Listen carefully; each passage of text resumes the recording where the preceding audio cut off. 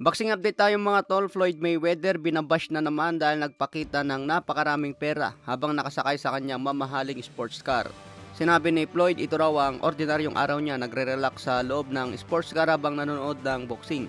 Pinapanood daw niya ang laban ni Muhammad Ali versus Frazier sa Trilla in Manila.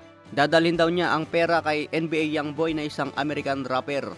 Ito ang nakabuntis sa anak ni Floyd Mayweather na si Iana Mayweather. Hindi naman binanggit ni Floyd bakit dadali ng pera kay NBA Youngboy. In a bag, it's crazy. NBA Youngboy, see all this?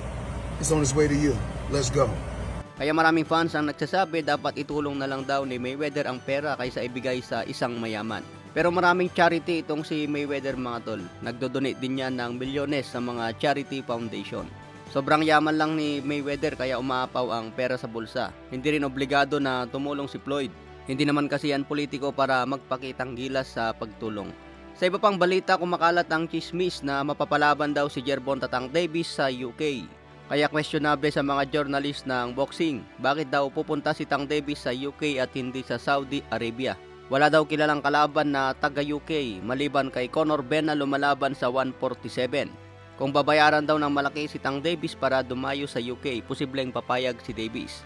Pero maraming fans din ang nagsasabi na pang USA lang si Tank Davis katulad kay Mayweather.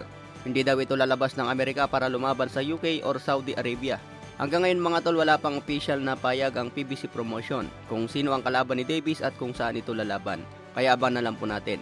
Sa iba pang balita, TJ Doheny isang Pinoy pa rin ang posibleng kalaban. Matatandaan na pornada ang bakbakan sana ni Casimero versus TJ Doheny. Kaya hanggang ngayon inaantay pa rin kung sino ang itapat kay Casimero. Samantala si TJ Doheny isang Pinoy pa rin ang posibleng kalaban. Former champion si Doheny at edad 37.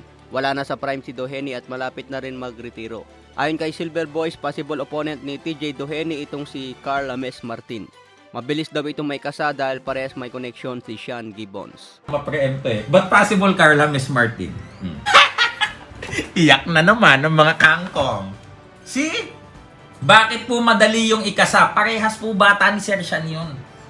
Parehas bata ni Sir Sean, si Doheny at si Martin.